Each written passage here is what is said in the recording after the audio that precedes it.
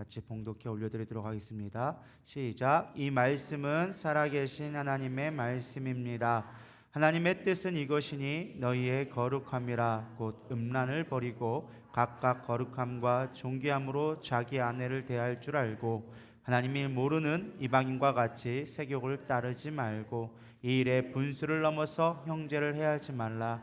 이는 우리가 너희에게 미리 말하고 증언한 것과 같이 이 모든 일에 주께서 신원하여 주심이라. 아멘. 사실 정말 하다 보니까 선교날이 다가왔어요. 사실 선교를 잡아놓고 한 2, 3개월이 남았다 이렇게 생각이 들었는데 어느 또 2월달 들어서 갑자기 명절 지나고 이제 대신방 시작되면서 저도 막 대신방 가정마다 신방하다 보니까 너무 바쁜 거예요. 그러니까 신방 갔다가 저녁 되면 또 설교 준비하고 또 신방 가고 그게 반복되다 보니까 정작 선교가 코앞에 다가왔는데 제가 준비를 많이 못했더라고요. 물론 나름대로 기도도 하고 금식도 하면서 준비를 했는데 정작 말씀을 증거하러 갔는데 말씀이 준비가 안 되는 거예요. 그래서 제가 목요일 이후로는 신방을 가지 않고 설교를 준비하겠습니다 했는데 막상 설교를 준비하려고 하다 보니까 이게 행정적인 게 또 생각보다 많은 거예요. 그동안 제가 신방 다니고 못했던 행정들이 막 몰려오기 시작해서 한 이틀 동안 막 행정 처리하고 또 이것저것 하다 보니까 어제 엊그제 이틀 동안 거의 밤새면서 그냥 계속 설교 준비를 하고 있었어요. 그래서 오늘 이 말씀도 사실 우리가 가서 셋째 날 할 말씀 중에 하나를 제가 같이 나누고자 합니다. 여러분, 무엇보다 저는 이 성령 충만하기를 축원합니다. 우리가 성령 충만해야 하는 이유는 우리가 민족과 나의 만족과 유익을 위한 것이 아니라 하나님 나라를 위해 우리가 반드시 성령 충만해야 되리라 믿습니다. 많은 사람들이 우리가 성령 충만하면 생각하는 것이 어떤 은사를 받거나 어떤 기적을 경험하는 것을 성령 충만의 목적으로 많이 두는 것 같습니다.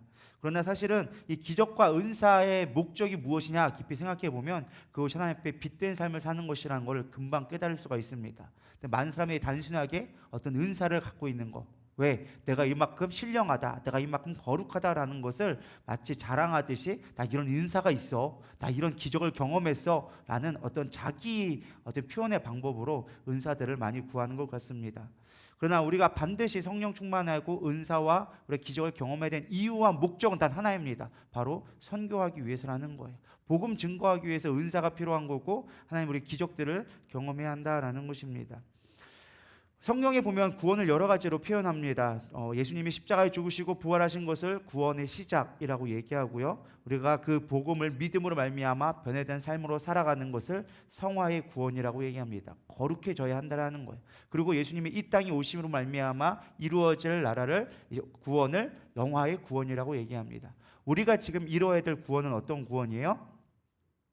성화의 구원이에요. 예수님이 이미 우리 위해 죽으신 사건은 과거의 구원이에요. 우리는 그걸 믿으면 이미 구원이 우리는 시작되어지는 거예요. 시작된 자에게 필요한 것은 성화의 구원이에요. 성화가 뭘까요?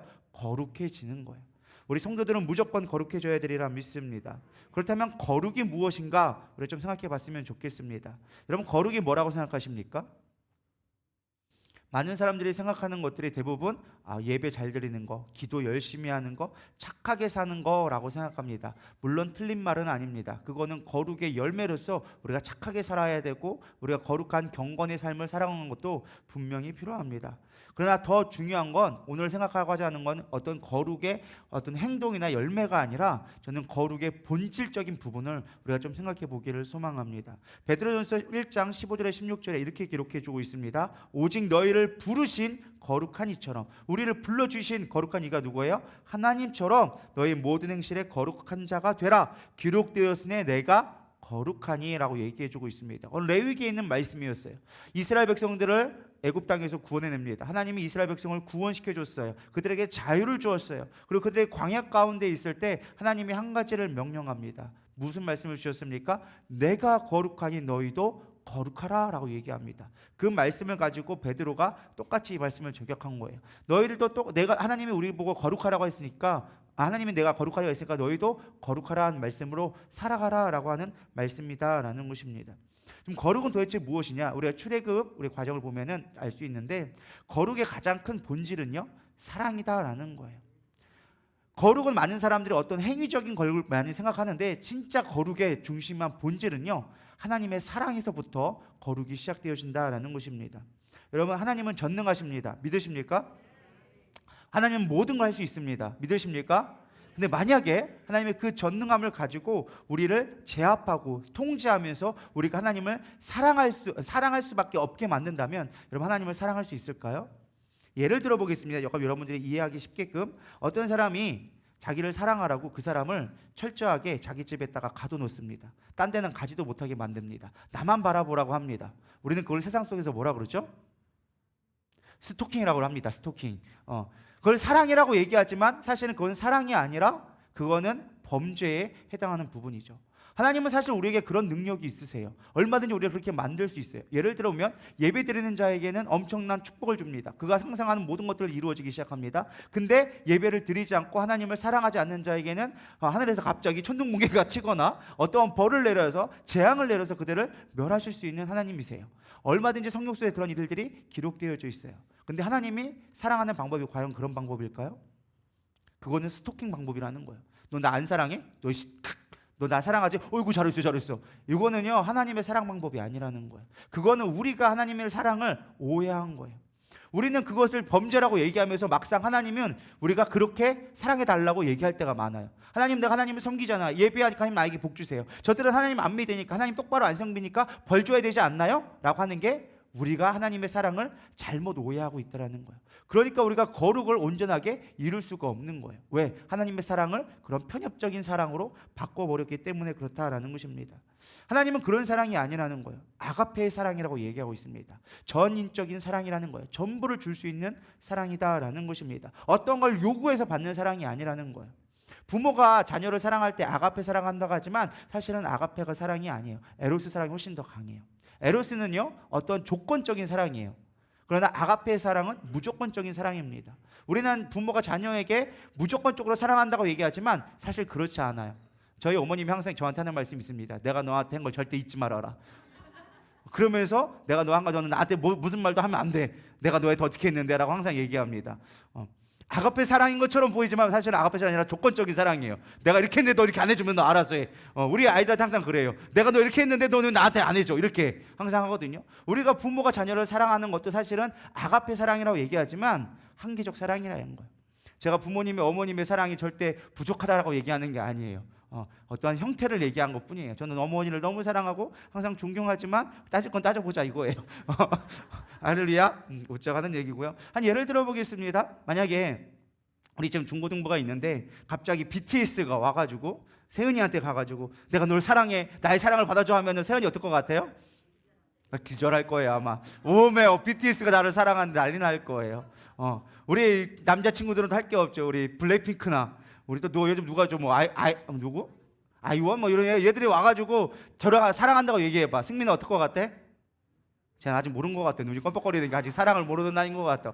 세환이 정도 좀 알라나? 어쨌든 우리 아이들 만약에 그렇게 연예인들이 와가지고 정말 스타들이 와서 나를 사랑한다고 하면 아마 엄청난 사랑으로 우리는 감격하고 쓰러질 거예요. 여러분들은 BTS에 별 관심이 없을까? 여러분 수준에 맞춰서 제가 맞추면 임영웅이 와가지고 여러분들 사랑한다고 한다면 여러분 어떻게 했습니까? 아우 기절하죠 이게. 영택이가 와야 되나? 영택이가? 영택이가 와야 돼? 어쨌든 장민호가 오거나 뭐 영택이가 오거나 임영웅이 와서 여러분들을 사랑한다고 한다면 아마 뒤집어질 거예요. 아마 저 100m부터 따와가지고 내 사랑 어디서 왔냐고 아마 난리 날 거예요. 누가 와야 된다고요? 김호중이 와야 됐네. 또 우리 목사님 또 김호중이래요. 어쨌든 그렇게 그런 사람이 와서 여러분들을 사랑한다고 하면 아마 그 반응 자체가 다를 거예요. 근데 하나님은 우리에게 그 사람은 나에게 뭘 해준 것도 없어. 그냥 그들이 그냥 이뻐 보이니까 우리는 그를 좋아할 뿐인데 하나님은 우리에게 모든 것을 주시고 우리를 사랑한다고 얘기하는데 우리는 과연 하나님을 얼마나 사랑하냐라는 거예요.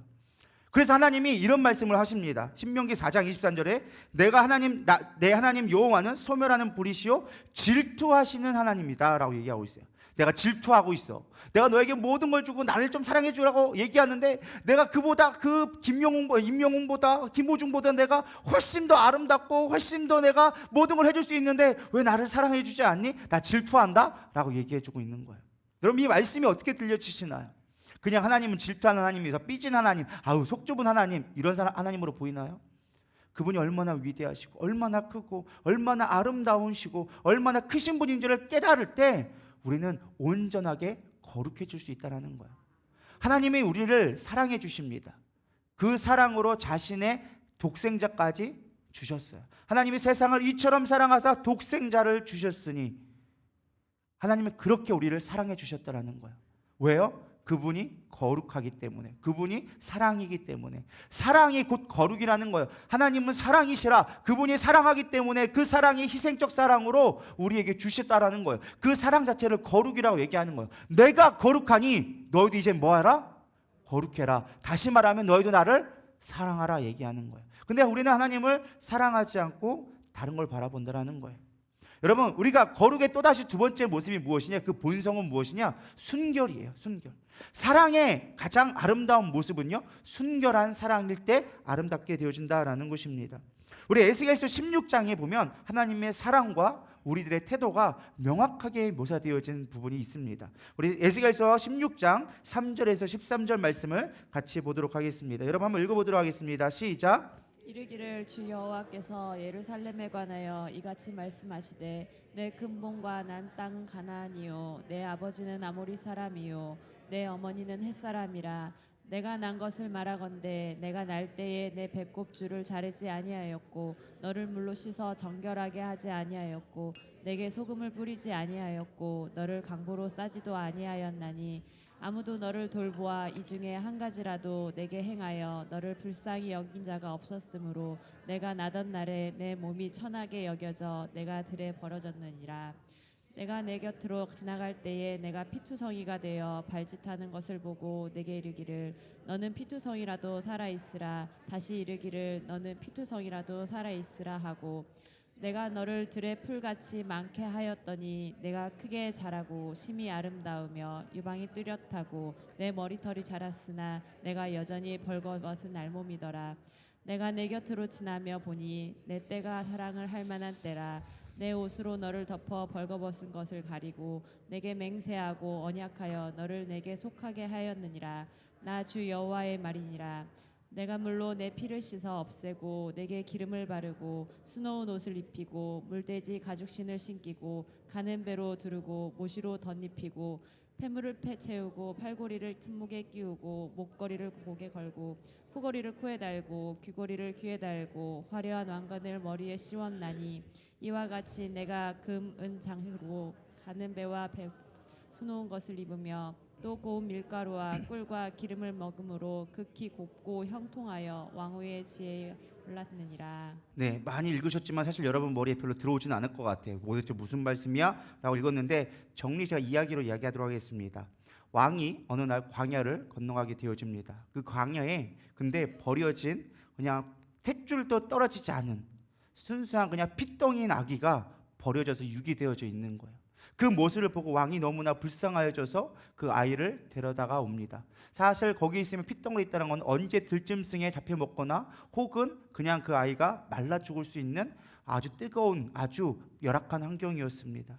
그 아이를 피 묻은 여린 여아를 데려다가 씻기고 돌봐줍니다. 그리고 기도합니다. 제발 살아만 있어라. 제발 살아만 있어라. 죽지 마라. 죽지 마라. 그렇게 간절히 그 아이를 돌보기 시작합니다. 기적적으로 그 아이가 살아나기 시작해요. 이 왕은 그 아이가 너무 기뻐서 그 아이가 필요한 것들을 모든 것들을 제공하기 시작합니다.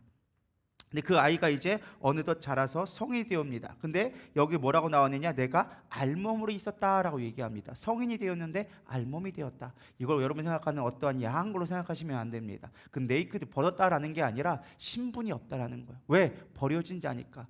고대 중동에서 옷은 신분을 나타내는 표현입니다. 네 정체성을 얘기하는 거야. 너의 정체성이 지금까지 없구나. 그래서 내가 너에게 정체성을 줄게 라고 옷을 입히는 모습이 나옵니다. 탕자의 비유에 보면은 아들이 오자마자 맨 처음에 뭐를 입혀줘요? 옷을 입혀줘요. 뭐 한 거예요? 너는 이제 거지가 아니야. 너는 나의 신분이야. 나의 아들이야 라는 신분을 나타내는 것으로 겉옷을 입혀주기 시작하는 것입니다. 옷을 입혀줬더라는 거예요. 근데 그냥 옷이 아니었어요. 원래는 왕이었기 때문에 수많은 신하들이 있었어요. 얼마든지 신하를 삼고 종으로 삼아도 전혀 이상하지 않았어요. 근데 네가 너무 아름답고 네가 너무 귀해서 내 사랑을 너무 많이 줘서 내가 너를 그냥 두지 않고 내 왕으로 삼겠다. 그래서 왕비의 옷을 입히고 그 안에 세마포를 입히고 모시 옷을 입히고 손에는 금가락지, 목에는 목걸이, 코에는 코걸이, 그리고 왕관을 씌워서 왕비로 삼았다라는 거예요. 그리고 그 아름다움이 너무 뛰어나서 많은 사람들 앞에 퍼져갔다라고 성경을 여기서 이야기해주고 있는 거예요. 근데 중요한 건 이 다음이 문제예요. 14절부터 19절 말씀을 이어서 보면 내 화려함으로 말미암아 내 명성이 이방 중에 퍼졌으며 내가 내게 입힌 영화로 내 화려함이 온전함이라. 나 주 여호와의 말이니라. 그러나 내가 내 화려함을 믿고 내 명성을 가지고 행음하되 지나가는 모든 자와 더불어 음란을 많이 행함으로 내 몸이 그들의 것이 되도다. 내가 내 의복을 가지고 너희를 위하여 각색으로 산당을 꾸미고 거기서 행음하였나니 이러한 일은 전무후무하니라. 내가 준 금, 은, 장식품으로 너를 위하여 남자 우상을 만들어 행음하며 또 내 수놓은 옷을 그 우상에게 입히고 나의 기름과 향을 그 앞에 베풀며 또 내가 내게 주어 먹게 한 내 음식물 곧 고운 밀가루와 기름과 꿀을 내가 그 앞에 베풀어 향기를 삼았나니 과연 그렇게 하였느니라. 주 여호와의 말씀이니라. 근데 이 여인이 어떻게 했느냐? 저는 이렇게 상상을 해봤어요. 성경을 때 좀 상상을 하면 좀 풍부해지거든요.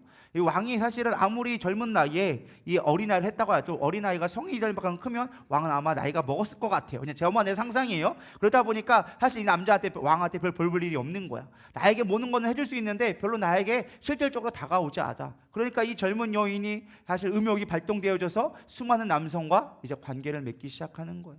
음행하기 시작하는 거예요. 왕이 준 그 선물들 가지고 신당을 만들고 자기들의 좋은, 쉽게 말하면 아지트를 만들고 이런 일들이 벌어지기 시작하는 거예요. 하나님이 이 모습을 보면서 너무 슬퍼한 거예요. 내가 준 옷을 가지고 산당을 꾸미고 내가 준 금 장식품으로 우상에게 입혔고 내가 준 음식을 가지고 제사 음식을 만드니요? 내가 너를 어떻게 사랑했는데, 내가 너를 어디서 어떻게 내가 불러왔는데 너는 그 사랑을 나에게 이렇게 되돌려 줄 수가 있어? 여러분들이 만약에 이 왕의 입장이라면 여러분 어떠실 것 같아요? 이 여인을 능지쳤자 말이라 2년 조년 죽이려는 하면서 뭐 바늘로 찔러 죽이려면 이러고 아마 있지 않았을까 생각이 들어갑니다. 그랬을 거라는 거예요. 근데 이 모습이 누구냐? 바로 이스라엘의 모습이라고 에스겔 선지자는 얘기하는 거예요. 하나님이 우리를 그토록 사랑하셨는데, 우리가 아무것도 아닌 곳에서 정말 죽을 수밖에 없는 우리를 구원해 주셨는데, 그리고 모든 것을 주시고 우리가 왕의 신부라는 거룩한 왕후의 자리를 주었는데도 불구하고 너희는 이 하나님이 주신 것들에 인하여서 우상 섬기고 있지 않느냐. 사실은 이스라엘을 책망하는 말이라는 거예요. 신부에게 있어서 가장 요구되는 것, 이 왕후에게 있어서 요구되는 건 단 하나였어요. 왕을 사랑하는 것. 그거 하나만 요구되어졌습니다. 근데 이 왕후는 그 하나 단순한 사랑, 그 왕을 사랑할 수 있는 그 사랑만 해주면 되는 것을 다른 곳에 뺏겨버리고 주었다라는 거예요. 여러분, 거룩이 무엇인 줄 아십니까? 순결한 거예요. 하나님만 사랑하는 게 진짜 거룩함이라는 거예요. 근데 어떤 사람은 얘기합니다. 나는 하나님을 섬겼습니다. 하나님을 잘 섬겼습니다. 라고 얘기합니다. 단 한 번도 예배에 빠지지 않았고요. 열심히 하나님을 섬겼는데 나는 우상 숭배를 하지 않는데 왜 이런 설교를 합니까? 여러분 잘 들어보셔야 돼요. 이스라엘 백성들은 단 한 번도 하나님을 떠나지 않았습니다. 우리가 마치 이스라엘 백성들이 우상 숭배했다고 하니까 그들이 하나님을 버리고 우상을 숭배했다고 생각하지만 그렇지 않았어요. 이스라엘 백성은 지금도 하나님을 떠나지 않고 열심히 하나님을 섬겼습니다. 다만 하나님과 또 다른 신들을 섬겼다는 거예요. 여러분, 우상 숭배란 개념을 잘 이해하셔야 돼요. 우상 숭배를 우리는 다른 신을 섬기는 거라고 생각합니다. 그렇지 않아요. 하나님을 섬긴다고 하면서 다른 것을 좋아하는 것을 성경에서는 우상이라고 얘기합니다. 남편이 있는데 또 다른 남편을 삼는 것을 우상 숭배라고 하고 간음이라고 이야기하고 있다는 것입니다. 우리는 그렇게 생각한다면 얼마나 많은 남편을, 신랑을 두고 있습니까? 예수님보다 더 사랑하고 동등하게 여기는 것이 우상이라는 것이에요. 예수님이 여러분의 몇 번째 신랑이 되십니까? 술 중독, 마약 중독, 섹스 중독, 음란물 중독, 모든 중독은 다 우상에 해당되어집니다. 돈, 명예, 권력, 심지어 자녀들도 여러분들의 우상이 될 수 있습니다. 어느 날 지난번에 무주를 갔다 왔어요. 다이가 이제 좋아하는 사람들이 있어요. 그래서 이제 처음에는 용훈 선생님이었어요. 왜? 자기 반 선생님이니까 용훈이를 제일 좋아했어. 그리고 이제 청년부들의 순위를 매기기 시작합니다. 뭐 누구 2번은 뭐 누구, 3번은 누구, 4번은 누구 매겨놨는데 이제 어느 날 정희 청년이 딱 왔어요. 정희랑 같이 자기 놀아주니까 순위가 바뀌었어. 그래서 1번 용훈이에서 1번이 이제 정희 청년으로 바뀌고 2번에 이제 용훈이로 바뀐 거야. 그래서 순서를 쭉 매기다가 옆에 있던 지은이가 물어봅니다. 나는 몇 번이야? 했더니 자기는 5번이래. 그래가지고 5번으로 뵀어. 그래서 5번이 이제 반란을 일으킨 거야. 나도 이제 좀 순위 하나 들어오겠다 싶어가지고 차 속에서 정말 끝말 잇기를 하면서 2시간 동안 열심히 놀아줬어요. 열심히 돌았는데 거기에 갑자기 딱 교회에 도착해서 딴 사람이 와가 청년 보고 오니까 갑자기 7위로 밀려났어.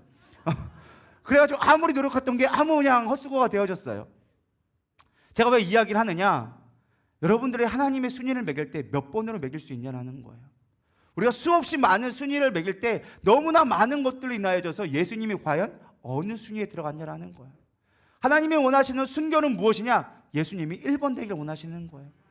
근데 우리는 거룩하다고 얘기가 나고 거룩하다고 찬양은 하는데 예수님 순위가 저 밑에 있는 거야. 어딘지 보이지도 않아. 5번이 7번 될 수도 있고 막 밑에 있는 거예요. 그리고 하나님을 사랑한다고 얘기하고 나는 하나님을 단 한 번도 떠나지 않았으니까 나는 거룩하다라고 착각하고 있다는 것입니다. 여러분, 우리가 잘 생각해야 돼요. 하나님이 과연 예수님이 나의 신랑됨으로 몇 번째 해당되어지는가? 내가 과연 얼마나 순결하게 주님으로 만족하고 있는가? 여러분 잘 생각해 보기를 원합니다. 여호수아서 24장 15절에 보면 여호수아가 이스라엘 백성 하는 이야기가 나옵니다. 만일 여호와를 섬기는 것이 너희에게 좋지 않게 보이거든, 예수님 섬기는 게 너희들 힘들다고 얘기한다면 너희 조상들과 강 접전에 섬기던 신들이든지 또는 너희가 거주하는 땅에 있는 아모리 족속의 신들이든지 너희가 섬길 자를 오늘 택해봐. 이것도 좋다 저것도 좋다 하지 말고 하나만 선택해봐. 나는 여호와를 섬길 거야 라고 얘기하고 있는 거예요. 여호수아가. 이게 이거예요. 쉽게 말하면 원래 니들이 섬기던 저 가나안 센족에 있던 신을 섬길 거냐, 아니면 여기 있는 여기 가나안 땅에 있는 아모리 족속의 신을 섬길 거냐, 아니면 너희를 구원하신 여호와 하나님을 섬길 거냐. 좀 하나만 해라. 하나만 해라. 왜 이것도 아니고 저것도 아니고 여기 좋다가 저기 붙었다가 하느냐. 여러분 인도 가면요, 인도의 신이 몇 개인 줄 아십니까? 3억 개가 넘는다고 합니다. 3억 개. 그냥 1, 2천 개가 아니라 3억 개. 그들이 너무나 신들이 많으니까 세지도 못해요. 그냥 대표적인 신, 그냥 그 시바 여신이라고 그냥 그 대표적인 신이 있는데 거기에 수없이 많은 신들이 있어. 그냥 말도 안 되는 그 시바 여인 파란 아줌마가, 팔 많은 파란 아줌마, 그 아줌마 입고 있는데 그 아줌마랑 코끼리랑 어떻게 해가지고 새끼를 낳는데 너무 많이 나가지고 무슨 신인지도 몰라. 그래가지고 건강신, 뭐 무슨 뭐 재물을 주신 신, 재앙을 막아주는 신, 뭐 무슨 뭐 발가락 신, 무슨 신 하면서 너무 많아. 그러니까 인도 사람들 어떻게 섬기느냐? 그냥 내가 아는 신상들은 다 모아놔. 그리고 거기다가 여기 섬겼다가 여기 섬겼다가 여기 섬겼다가 이게 필요하면 이거 섬겼다가 자기가 뭘 섬기는지도 모르고 섬기는 사람들이 너무 많아요. 바울도 그래서 얘기했잖아요. 너희들이 알지도 못하는 신을 섬기고 있다. 아단에서 얘기하잖아요. 알지도 못하는 신을 섬기는데 내가 이제 진짜 신을 섬겨줄게, 진짜 신을 알려줄게 라고 바울이 얘기하잖아요. 여러분 진짜로 우리가 하나님을 온전히 사랑했으면 좋겠어요. 이것도 아니고 저것도 아니고 어정쩡하지 않기를 소망합니다. 성경의 요한계시록에 뭐라고 해요? 라오디아 교회에게 차든지 뜨거운지 둘 중에 하나만 해. 하나만 해 제발 좀. 그게 거룩이라는 거예요. 그게 거룩의 본성이라는 거예요. 근데 우리는 거룩을 다른 것만 찾는 거예요. 여러분 마음 가운데 거룩이 회복되기를 소망합니다. 하나님의 진정한 사랑, 하나님이 우리를 그 사랑했던 그 사랑처럼 우리도 아가페적 사랑으로 하나님만 바라볼 수 있는 사랑할 때 그것이 진짜 거룩함이다라는 것입니다. 그럼 우리는 어떻게 하면 거룩해질 수 있을까? 여러분 그 부분을 생각해 보려고 합니다. 마태복음 25장에 예수님은 이렇게 비유해 줍니다. 열 처녀의 비유를 가르쳐줘요. 열 처녀의 비유 아시죠? 10명의 신부가 있었는데 신랑이 이제 돌아갔을 때 신랑을 기다리려고 있다가 5명은 기름을 준비하고 5명은 기름을 준비하지 못해서 신랑이 혼인잔치에 들어가지 못했다라는 짧은 비유예요. 근데 이거를 알려면 일단 중동의 문화를 알아야 돼요. 중동은 약혼식과 결혼식이 완전하게 분리되어져 있어요. 우리는 약혼식 거의 생략하고 결혼식이 메인이지만 중동은 그렇지 않아요. 약혼식이 사실은 더 중요해요. 실제로 약혼식을 하면 결혼한 부부처럼 인정해줘요. 다만 차이가 무엇이 있느냐? 합방을 하지 않았을 뿐이야.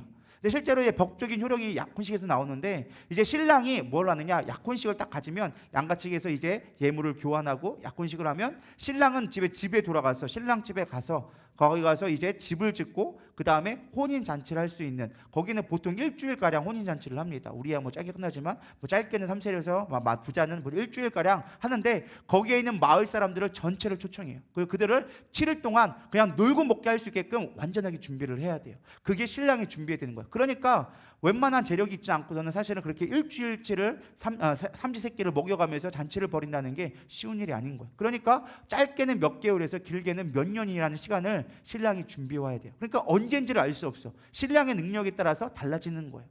그렇다면 신부는 그때 뭐 하고 있느냐? 신부는 거룩한 세마포를 입어요. 왜? 항상 웨딩드레스를 입고 있는 거예요. 언제 신랑이 올지 모르니까. 거룩한 세마포를 입고 뭘 해야 되느냐? 이 밤에 신랑이 오는 걸 알 수 있도록 늘 등불을 밝혀놓는 것이 신부가 해야 될 일이에요. 왜? 중동은 날씨가 차갑다 뜨겁다 뜨거워요. 낮에 뭘 할 수 있을까요? 없을까요?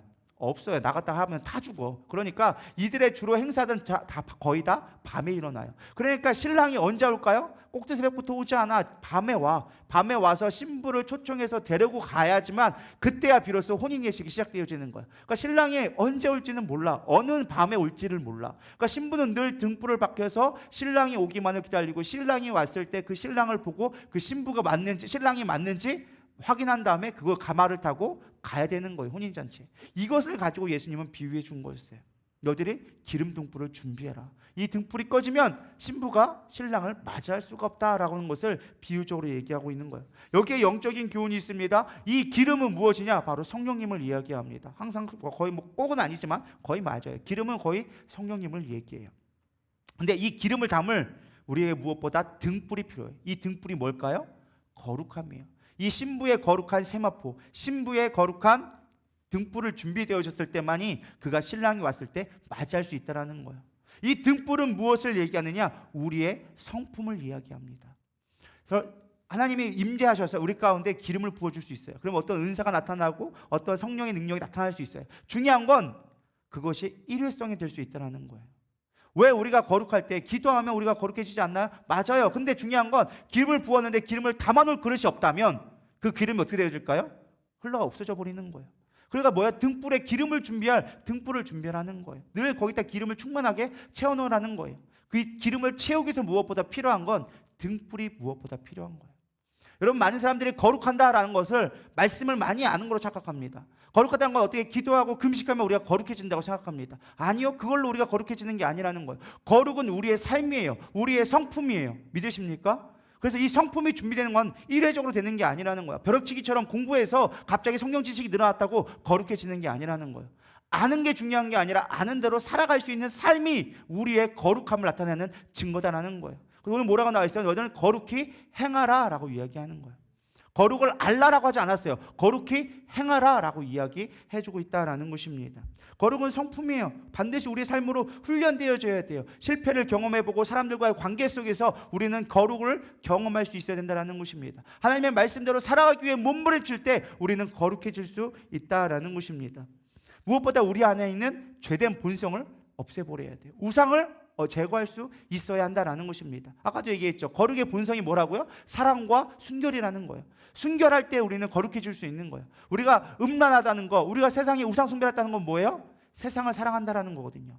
우리 안에 있는 죄된 유보 본성, 세상을 사랑하려는 마음을 죽이지 않고는 우리가 거룩해질 수 없다라는 것입니다. 갈라디아서 5장 16절에서 20절에 이렇게 얘기해 줍니다. 내가 이르노니 너희는 성령을 따라 행하라. 그러면 육체의 욕심을 이루지 아니하리라. 육체의 소욕은 성령을 거스리고 성령은 육체를 거스리나니 이 둘이 서로 대적함으로 너희가 원하는 것을 하지 못하게 하려 함이니라. 너희가 만일 성령의 인도하시는 바가 되면 율법 아래에 있지 아니하리라. 육체의 일은 분명하니 곧 음행과 더러운 것과 호색과 우상 숭배와 주술과 원수 맺는 것과 분쟁과 시기와 분냄과 당지는 것과 분열과 이단과 투기와 술 취함과 방탕함과 또 그와 같은 것이라. 전에 너희에게 경계한 것 같이 경계하노니 이러한 일을 하는 자들은 하나님의 나라를 유업으로 받지 못할 것이요 라고 얘기해 주고 있습니다. 딱 이거예요. 육신의 욕망이 있고 영의 욕망이 있다. 영의 갈망이 있다라는 것입니다. 근데 육신의 갈망을 쫓으면 영은 죽게 되어져 있다. 서로 싸운다라는 거예요. 순결한 사람은요, 하나님을 사랑하는 거예요. 근데 우리가 세상의 육적인 것을 따라가게 되어지면 영적인 게 죽게 되어진다라는 것입니다. 이 육신의 갈망을 채우면 채울수록 내 안의 욕망들은 더욱더 커지고 그것들이 나를 지배하기 시작하고 통치하기 시작합니다. 세상이 나를 완전하게 압도하기 시작하는 거예요. 우리는 세상을 멀리할 수 있어야 된다는 거예요. 그래서 어디냐? 예를 들면은 거기 수도사 그런 데 가라는 말이 아니에요. 우리 삶 속의 육체의 것들을 제거할 수 있어야 한다는 것입니다. 어떻게 하면 우리가 육신의 일들을 죽일 수 있을까요? 사실 이게 중요한 문제예요. 어떻게 하면 우리가 육신의 문제를 죽일 수 있을까? 많은 사람이 생각합니다. 내가 죄된 것을 하지 않은 것, 내가 죄된 것을 생각하지 않는 것을 없앤다고 생각합니다. 제가 예전에 한번 얘기한 적 있죠. 여러분 북극곰 실험 아시나요? 여러분 이제부터 하얀 북극곰을 생각하시면 안 됩니다. 여러분 북극곰을 생각하는 순간 여러분들은 죄인이 되는 것입니다. 아시겠죠? 뭘 하지 말라고요? 북극곰을 생각하지 말라고요. 제가 열을 세보도록 하겠습니다. 하나, 둘, 셋, 넷, 다, 여, 일곱, 여덟, 아홉, 열. 나는 북극곰을 생각하지 않았다. 손 들어보시기 바랍니다. 이미 다 떠올렸을 거예요. 왜? 제가 북극곰 생각하지 말라는 순간 여러분들 이미 북극곰을 다 떠올렸어. 어쩌면 코카콜라를 들고 있을지도 몰라. 이해하시죠? 우리는 생각하지 말아야지 한다고 해서 생각하지 않는 게 아니라는 거예요. 우리는 생각하지 않으려 하면 할수록 점점 더 그것에 깊이 있게 빠져들 수밖에 없다는 거예요. 내가 음란하지 말아야지 한다고 음란에서 벗어날 수 있는 게 아니라는 거예요. 내가 술 먹지 말아야지 한다고 해서 술이 생각나지 않는 게 아니라는 거예요. 그것은 오히려 우리로 하여금 죄된 본성을 더 키우게 만든다는 거예요. 그것은 거룩과 머리가 뭡니다. 오히려 우리가 거룩할 수 있는 방법은 뭐라고 얘기합니까? 성령의 소욕을 따르라고 얘기합니다. 내 안에 성령의 충만함이 있을 때, 내 안에 기름 부음이 넘쳐났을 때 죄된 본성은 사라진다고 얘기하는 거예요. 그래서 신부처럼 너희들이 거룩하기 원해? 그러면 성령님을 찾으라는 거예요. 성령에 늘 충만하라는 거예요. 그럴 때 우리 안에서 죄된 본성, 그런 것들이 사라질 수 있다라고 이야기하는 것입니다. 여러분 가운데 그러한 열매를 맺기를 소망합니다. 예배 말씀을 정리하려고 합니다. 우리가 어떻게 하면 하나님을 늘 바라볼 수 있을까요? 어떻게 하면 하나님을 늘 생각할 수 있을까요? 여러 가지 방법이 있어요. 첫 번째는 묵상하는 방법이에요. 하나님 말씀을 늘 묵상하세요. 늘 하나님 말씀을 가까이 하세요. 아침과 저녁으로 주님을 찾으세요. 저는 묵상하면 가장 좋은 것이 무엇이냐? 제가 묵상하고 제가 은혜를 받아. 그러면서 주님을 깊이 있게 깨닫게 되어져요. 물론 내 죄가 드러나고 나의 연약함이 드러나지만, 그러나 반복되어진 그 거룩함에 묻어날 때 나도 모르게 어느 순간 그 죄됨에서 자유로워지는 것들을 발견하게 되어집니다. 주님을 늘 묵상하세요. 그리고 늘 기도하세요. 주님을 찾으세요. 의식적으로 여러분들 하나님을 생각해 보세요. 여러분 하루 중에 정말 여러분 한 번 생각하는 걸로 10분으로 따져볼게요. 여러분 하루에 하나님을 얼마나 생각하고 계십니까? 한 번 1초만 생각해도 10분으로 쳐줄게. 후하게 해서. 여러분 몇 시간이나 됩니까? 솔직히 우리가 하나님을 생각하지 않고 살아가요. 하나님 없이 살아가는데 너무 익숙해졌어요. 세상을 바라보는데 세상의 것들에 매여져서 하나님 생각 없이 살아갈 때가 너무 많다라는 거예요. 여러분 하나님을 깊이 있게 생각해 보세요. 저는 이렇게 생각해요. 아침 먹을 때, 점심 먹을 때, 저녁 먹을 때, 씻기도 할 때만이라도 진짜 하나님을 좀 깊이 있게 생각해 보자. 그냥 습관적으로 하나님 잘 먹겠습니다, 감사합니다, 땡큐 그거 먹는 게 아니라 좀 하나님을 좀 생각해 보는 거예요. 밥 먹는 거 기도가 아니라 그 시간을 하나님 앞에 기도하는 시간으로 들여보는 거예요. 짧게지만 묵상해 보고요. 아침에 눈 떠서 자기 전에 한 번. 벌써 몇 번 돼요? 5번. 거기다가 2번만 여러분들이 하시면 돼요. 한 번은 묵상할 때, 한 번 여러분들이 시간을 알람을 정해서 마치 이슬람처럼 정해진 시간에 하나님을 의식적으로 찾아보세요. 그럼 최소한 여러분들은 7번은 하나님 찾을 수 있어요. 그 시간이 1, 2분만 된다 할지라도 최소한 여러분 삶 가운데 20분은 하나님을 생각할 수가 있어요. 묵상을 한다? 그럼 더 깊은 생각을 할 수 있겠죠. 여러분들 하나님을 생각하는 시간들을 좀 넓혀보세요. 좀 깊어보세요. 그럼 여러분이 하나님이 어떠한 은혜를 여러분께 부어주는지. 우리 하나님을 사랑한다고 말을 하면서 정말로 하나님을 사랑해 본 적이 거의 없는 것 같아요. 하나님 앞에 사랑을 갈구하지만 하나님 나 이것도 주세요, 저것도 주세요, 하나님 나 사랑하세요 라고 얘기를 하면서 내가 하나님을 사랑한다는 표현을 제대로 해본 적이 없는 것 같아요. 저는 이 모든 것들을 모을 수 있는 가장 우리가 하나님을 만날 수 있는 좋은 방법은 무엇이냐? 예배라고 생각해요. 둘셋이 모인 곳은 내가 그곳에 임재하겠다 하나님이 약속해 주셨어요. 그리고 우리 하나님은 그분을 하여금 임마누엘 하나님 되신다고, 늘 나와 함께 하신다고 약속해 주고 계세요. 그럼 예배가 회복되어지면 우리 가운데 다시 하나님의 거룩함이 회복되어지리라 믿습니다. 한 가지 이야기 마칠 건데요. 나다니엘 호손이라는 사람이 쓴 큰 바위 얼굴이라는 것이 있습니다. 제가 새신자 교육하면 늘 하는 이야기인데요. 이 이야기의 스토리는 이렇습니다.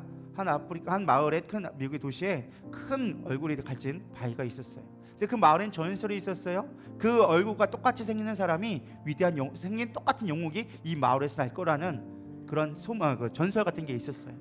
이 어니스트라는 어릴 적부터 그곳에 태어난 그 아이는 항상 바울을 보면서 어떤 사람이 과연 이런 큰 바위 얼굴처럼 될 수 있을까 늘 꿈꾸며 살아왔습니다. 그러던 어느 날 이제 한 인물이 나오게 되어집니다. 게더골드, 누구예요? 돈을 모으는 사람, 금을 모으는 사람이라는 이름을 가진 한 부자가 나타납니다. 그는 많은 부유를 가졌기 때문에 많은 사람들이 그를 따라하기 시작합니다. 그럴 때마다 그는 동전을 던져주면서 사람들에게 부를 자랑했습니다. 어느 날 이 어니스트가 길가를 지나갔는데 이 부자 게더골드가 돈을 던져주는 거예요. 그냥 몇 분 되는 동전을 던져줬겠죠. 그 동전을 보면서 어니스트는 이런 생각했습니다. 야, 이 사람은 게더골드가 아니라 스케토코포 같다. 스케터라는 건 뭐냐? 뿌리란 뜻이에요. 코퍼는 뭐예요? 동전, 구리동전. 쉽게 말하면 동전 던져주는 자. 동전 던져주는 자네. 부자가 아니네. 근데 부자는 맞는데 인자함이 없는 거예요. 너그러움이 없는 거예요. 겨우 골드를 모아가지고 구리 던져줘?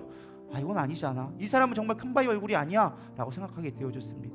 두 번째 또 추앙받는 인물이 나왔어요. 올드 블러드 앤 썬더라는 사람이 왔습니다. 이 사람은 장군이었어요. 아주 고령의 장군이었는데 많은 사람들의 그 통찰력과 그 리더십에 많은 사람이 그를 섬기기 시작했어요. 그가 우리의 마을에서 난 위대한 인물이 아니겠는가 사람들이 생각하기 시작했어요. 근데 그는 너무 강직해서 사람들을 포용하지 않았어요. 사람들을 정죄하기 시작했고 판단하기 시작했고, 그 모습에 어니스트는 그 사람을 존경했다가 실망하게 되어집니다. 저 사람은 큰 바위 얼굴이 아니야. 저 사람은 내가 받았던 큰 바위 모습이 아니야 라고 실망하게 되어집니다. 세 번째로 주목받은 인물이 나옵니다. 올드 스토니 피즈라는 사람이 나옵니다. 이 사람은 정치인이었어요.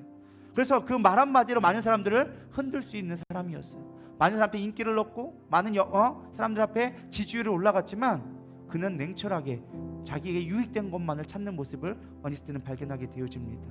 그래서 자기가 처음에는 그 사람을 바라보고 큰 바위 얼굴이 아닐까 생각했지만 결국 그들의 어떤 정치적과 거짓의 농락에 어니스트는 실망하고 이 사람도 큰 바위 얼굴이 아니다라고 실망하게 되어집니다. 어느덧 세월이 흘러서 어니스트는 목사님이 되어졌어요. 늘 사람들 앞에서 작은 교회였지만 설교를 하며 지나게 되어졌습니다. 어느 날 설교를 준비하는데 한 시를 발견하게 되어져요. 그 시가 너무 감동스러워서 그 시인을 찾아갑니다. 그리고 그 시인과 교제하게 되어집니다. 당신의 시가 너무 아름답습니다. 근데 그 노인의 얼굴을 보니까 이 큰 바위 얼굴 너무 닮아 보이는 거예요. 당신이 혹시 위대한 사람은 아닙니까? 당신이 이 아름다운 시로 하나님을 찬양하듯 많은 사람들에게 영광감을 주듯 아마 당신이 우리 마을에서 가장 위대한 인물이 아닐까 생각하게 되어졌습니다 라고 얘기를 했어요. 근데 그 시인은 아니라고 넘어가죠. 어느 날 어니스트가 주일이 되어져서 설교를 하게 되어집니다. 노년은 자신이 알고 있었기 때문에 어니스트가 어떻게 설교를 하는지, 이 목사님이 어떻게 설교하는지 그 예배에 참석하게 되어졌어요. 근데 어느 날 따스하게 햇빛에 노을 저녁에 햇빛이 비치면서 설교하는 어니스트의 얼굴에 햇빛이 비치게 되어집니다. 근데 그 시인의 감성이 풍부했는지 그 모습을 보고 순간 이렇게 외칩니다. 저기 어니스트를 보십시오. 어니스트를 보십시오. 저 사람이 큰 바위 얼굴이 아닙니까? 정말 그 온화한 모습과 그가 하는 그 모든 것들이 우리 마음 가운데 울림이 되지 않습니까? 저 사람이 큰 바위 얼굴의 인물입니다. 우리 마을을 빛낼 사람입니다 라고 외칩니다. 어니스트 목사님은 조용하게 설교를 마치고 내려와서 그 시인을 끌고 가면서 나는 아닙니다 라고 하면서 그 이야기는 마치게 되어집니다. 여러분, 이 이야기는 무엇을 얘기하느냐? 우리가 무엇을 바라보는 것에 따라서 우리는 달라지게 되어진다라는 것입니다. 여러분, 우리는 주님을 바라봐야 합니다. 믿음의 주에 온전케 하신 주님을 바라볼 때 우리는 거룩해질 수 있다라는 것입니다. 주님을 바라볼 때 우리는 사랑하게 되어져 있습니다. 여러분, 사람과 친해지는 방법 뭔지 아십니까? 자주 보면 돼요.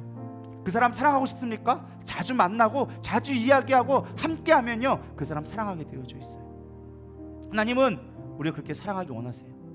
내가 거룩하니 너희도 거룩하다. 내가 사랑하니 너희도 나를 사랑해주면 안 되겠니? 우상 숭배하지 말고 세상 것들에 마음 뺏기지 말고 나만 좀 바라봐주면 안 되겠니?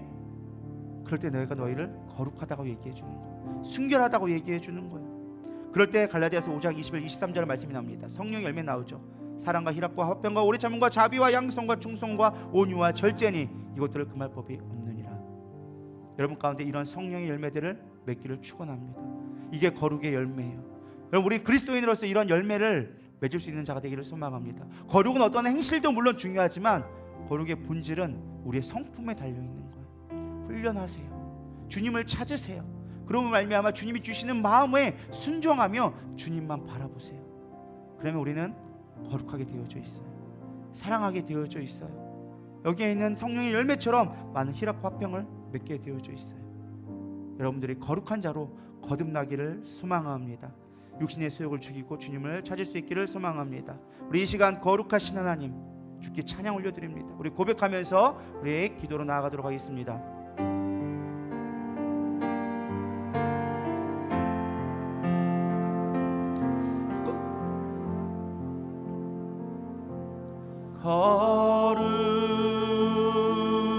거룩하신 하나님 주께 감사드리세. 날 위해 이 땅에 오신 독생자 예수 나의 마음과 뜻 다해 주를 사랑합니다. 날 위해 이 땅에 오신 독생자 예수 내가 약할 때 강함 주고 가난할 때 우리를 부욕해 하신 나 예수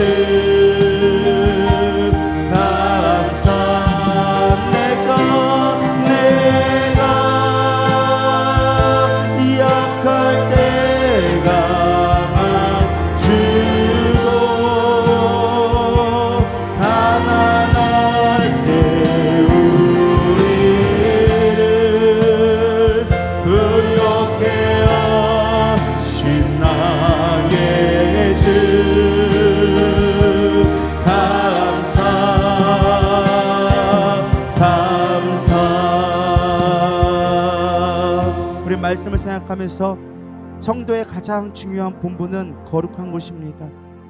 이스라엘 백성이 자유함을 얻었지만 그들의 삶은 여전히 옛된 삶을 찾아갔습니다. 애굽의 삶을 그리워했으며 애굽을 떠나지 못하고 늘 원망과 불평과 만족하지 못한 삶을 살았습니다. 하나님 그들에게 얘기합니다. 너희가 거룩하라. 왜? 내가 거룩하기 때문에, 내가 너희를 사랑하기 때문에 이제 너희는 자유민으로 나를 온전히 사랑할 수 있어. 얽매여진 사랑이 아니라 자율적으로 나를 사랑할 수 있어. 그렇게 이야기해 주고 계십니다. 주님은 우리의 사랑을 우리를 바라보고 있습니다. 질투하는 하나님이라고 유일하게 성경에서 기록해 주고 있습니다. 우리의 가장 연약함을 아시고 그 약할 때 우리를 강하게 해주신 분이 바로 우리의 주님이십니다. 여러분 그분을 사랑할 만하지 않습니까? 그분의 크신 사랑에 여러분 빠져보고 싶지 않습니까? 세상의 어떤 것들 썩어질 것이 아니라 영원하신 하나님의 말씀 가운데 있을 때 우리는 가장 안전함을 누리게 되리라 믿습니다. 그것이 거룩입니다. 그것이 순결입니다. 그것이 사랑입니다. 우리 그 가운데 그 사랑을 주 앞에 올려드리기 원하는 고백하는 마음으로 우리 시간 주여 한번 부르며 기도하며 나가도록 하겠습니다. 기도하십시다. 주여 하나님 그렇습니다. 하나님의 은혜가 우리 가운데 회복되게 하여 주시옵소서. 나의 사랑이 주야만에 있기를 소망합니다.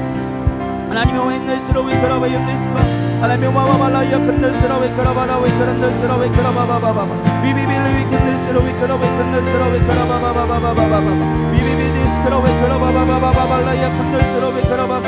하나님 우리의 모든 성도들이 하나님 앞에 나가게 하여 주시옵시고 하나님 앞에 거룩함으로 회복하며 나갈 수 있도록 인도하여 주시옵소서. 세상의 어떤 것들을 바라보는 것이 아니라 하나님만 사랑하며 세상과 타협하며 아버지 다른 것들을 바라보는 것이 아니라 주님만 바라보며 주님만 사랑할 수 있는 우리의 거룩함이 회복되게 하여 주시옵소서. 주님을 바라보기를 원합니다. 주님을 찾기를 원합니다. 우리 누리다 성도들이 주님으로 누릴 수 있는 예수로 누리는 삶이 될 수 있도록 주님 축복하여 주시옵소서.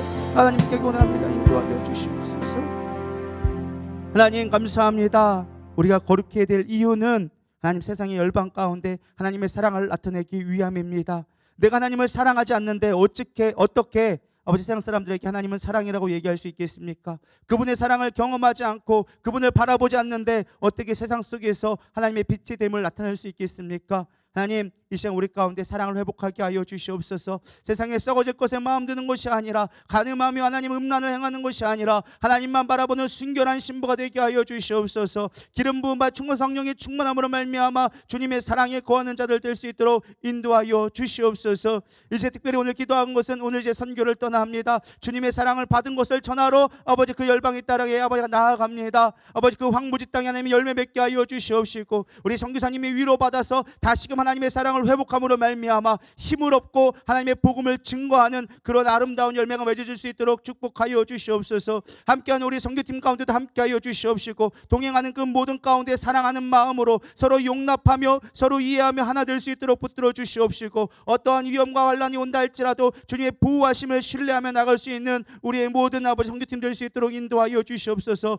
함께하지 못하는 아버지 우리 아버지 신원교회 아버지 누리다교회 모든 아버지 성도들도 함께 기도하며 선교에 동참하게 하여 주시옵시고 하나님 나라를 세워가는데 힘쓰며 나갈 수 있도록 주님 축복하여 주시옵소서. 우리 안에 다시금 거룩함이 회복되기를 소망합니다. 세상의 거룩함을 드러낼 수 있는 우리의 선함과 하나님의 선하신 사랑이 우리를 통해 반드시 나타날 수 있도록 주님 붙들어 주시옵소서. 이제는 우리 주 예수 그리스도의 은혜와 하나님의 무한하신 사랑과 성령님의 내주 교통 위로하심이 이제 하나님의 사랑을 덧입어져서 세상의 거룩함을 나타나기 원하는 이들 위해 이들의 가정과 사업 위에 이제로부터 영원토록 함께 있을지어다. 아멘.